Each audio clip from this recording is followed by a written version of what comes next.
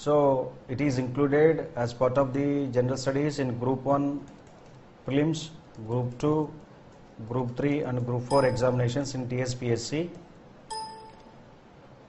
Now in the old pattern, out of 150 questions in general studies paper for various exams, apart from these group 1, group 2, group 3, group 4, GS is a component for other exams like AEEs, motor vehicle inspectors and DL, JL. So in all these areas, general studies is a common paper, and out of these 150 questions, you will get around 20 plus questions from geography. Now, if you take up the various components of the syllabus of the geography, syllabus as per the TSPSC, they define syllabus like this: physical, social and economic,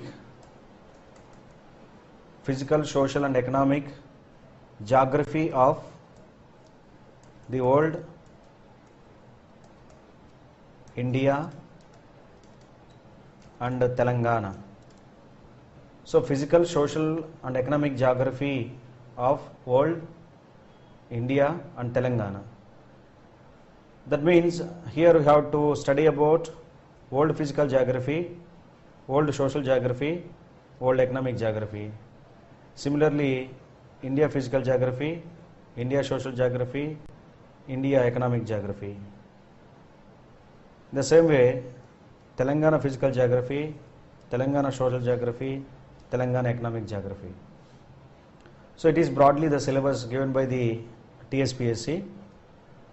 But in the examination, if you observe the previous questions of the last 30 years, which were conducted by APPSC or other state public service commissions, and if you take up the UPSC and other central public service or recruitment boards, generally the majority of the questions will come from physical geography.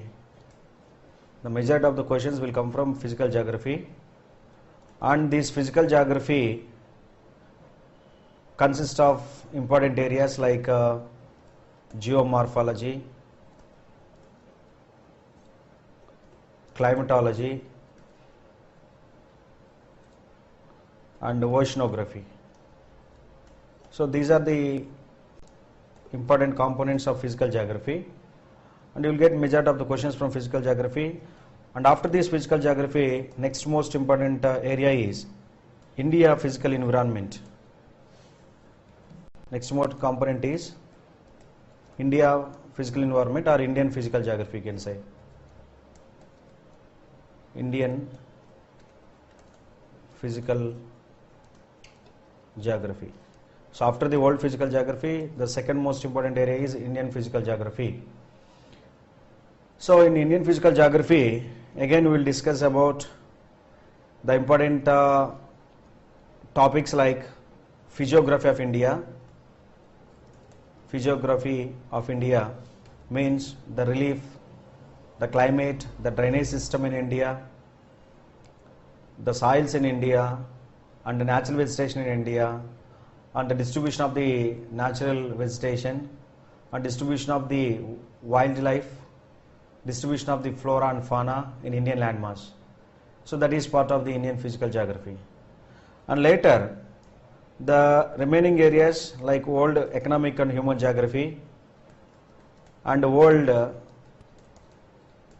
population geography or world social geography, social or human geography. From these areas and as well as from Indian social geography and human geography, you will get less number of questions. If you take up world economic geography, India economic geography at one stage, here basically the questions will be about the mineral resources, different types of the mineral resources and their distribution, mineral resources and their distribution, and based on these mineral resources and their distribution, the location of the industries. Then after this, the questions will be about the agriculture. What is agriculture? Different types of agriculture in the world, different types of agricultural practices in the world. Similarly, the different types of crops, important crops grown in the world, important crops grown in India, and the distribution of these crops in India and in the world. That means which crops are grown, or which countries in the world are leading producers of different types of crops. Similarly, which states in India are the leading producers of different types of crops. So that is about Indian agriculture or world agriculture. So that means in world economic geography or Indian economic geography, we mainly discuss about the agriculture topic and mineral resources and industries. Agriculture, mineral resources and industries, after which we will also discuss about the transport system of the world and as well as India. Means the different types of transportation networks in the world and India. So with that, the world economic geography or Indian economic geography will be over.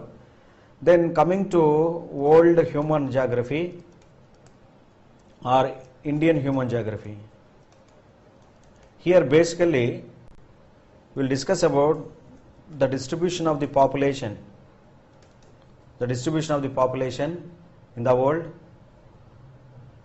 and the different types of religions in the world, and the density of the population in the different countries of the world, and some questions about the distribution of the population, most densely populated regions or countries, least dense populated countries, like this factual information. Similarly, while coming to Indian human geography, so the population of India and the different attributes of population like population size, population density, sex ratio, and the questions will be like which of the following state is largest populated state, or which of the following state has highest sex ratio, which of the following state has least sex ratio. These type of questions will discuss or will be coming in the examination. So that is briefly about the syllabus. But while coming to the last component of the geography, that is Telangana geography. In Telangana geography, again we will discuss the physical aspects of Telangana geography and economic aspects of Telangana geography and social or human aspects of Telangana geography. Here, in the physical aspects of Telangana geography, again the relief or the topography or physical setting of Telangana, climate of Telangana, drainage or river systems in Telangana, and the forests or natural vegetation in Telangana, or distribution of flora and fauna in Telangana. Then coming to economic geography of Telangana, here we will discuss about the agriculture and its present status in the Telangana, and the different types of crops grown in Telangana, and the districts which are the leading producers of different types of crops in Telangana, and later the distribution of the mineral resources in Telangana, and the location of the different types of industries in Telangana, and the different types of transport networks in Telangana, different types of transport or different modes of transport in Telangana. Then coming to human geography of Telangana, here again the population details of Telangana state. So the districts with large population size, districts with the least population size, and districts with the highest population density, districts with the least population density, districts with the highest sex ratio, districts with less sex ratio, these things. And here at present we are having this census 2011. So based on this census 2011, we will get questions in the examination. So this is briefly the syllabus of our TSPSC for various examinations, including Group 1 prelims and Group 2. Right. Then, before going to our actual subject, here the subject geography is basically discuss about this earth, because geography is a Greek word. In Greek language, geo means earth, and graphy means description. Graphy means a description. So the literal meaning of geography is earth description or description of the earth, and this term, the geography, this word geography was used by or coined by the person called Eratosthenes. So Eratosthenes used this term geography for the first time, and he defined geography is the study of the earth as the abode of human beings. Eratosthenes defined the geography as the study of the earth,